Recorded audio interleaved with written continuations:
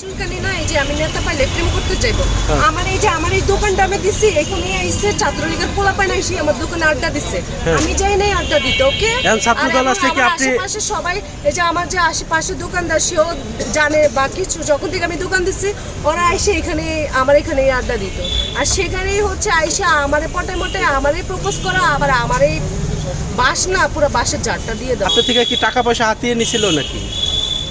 কিছু টাকা তো খাইছে, কি রকম টাকা নিছিল? যেমন হচ্ছে সে যখন পালিয়ে আছে তখন হচ্ছে আমাকে বলছে যে আমাকে কিছু টাকা দাও আপাতত, আমি একটু মানে হচ্ছে আমি তোমাকে পরে দিয়ে দিবে, পরে আর ব্যাক করে না। আমার কাছে প্রুফও আছে এবং আরেকটা নাম্বার থেকেও আমি টাকা পাঠাইছি। কিসের মাধ্যমে টাকাগুলো দিলেন ছাত্রলীগের নেতাকে? বিকাশের মাধ্যমে টাকা পাঠিয়েছি।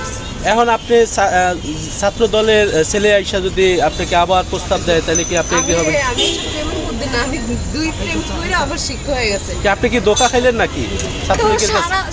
দুজনেই তো ধোকা দিল, আর দুজনেই আমার কাছে আসলো, যেটা সত্য, দুজনেই আমার কাছে আসলো, দুজনে এসে প্রপোজ করলো, দুজনেই ধোকা দিল, তাহলে এখানে দোষটা আমার। এই দুজনে কি আপনার বিনিময় চাইছিল নাকি? বিনিময় চাইছে এরকম? বিনিময় কি, তারা হচ্ছে কি তাদের চরিত্রের সমস্যা আছে ভাই। প্রেম ভালোবাসা, সত্যিকারই একটা ভালোবাসা, সেটা আলাদা বিষয়। আর প্রেমের নামে আমার কথা হচ্ছে, তুমি আমাকে চাচ্ছ, আমাকে ইউজ করতে চাচ্ছ, ডিরেক্টলি বলবা। তুমি আমার সাথে ফ্রেন্ডশিপ করতে চাচ্ছ, ডিরেক্টলি বলবা।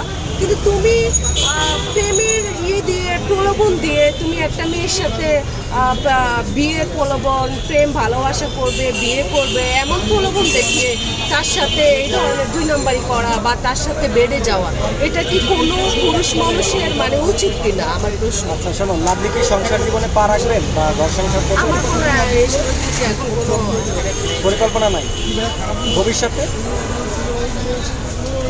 আমার এসবের প্রতি না মানে মেন্টালিটি একেবারে হয়ে গেছে, মানে দুইটা ছ্যাঁকা খায় পুরো ব্যাক হয়ে গেছে। আর লাভলি আপনাকে এই যে নোয়াখালী ছেলেটা খুবই আমাকে আসলে লাইভে এসে মেসেজ দিতেছে, বা উনি বিয়ে করে আপনাকে নোয়াখালী নিয়ে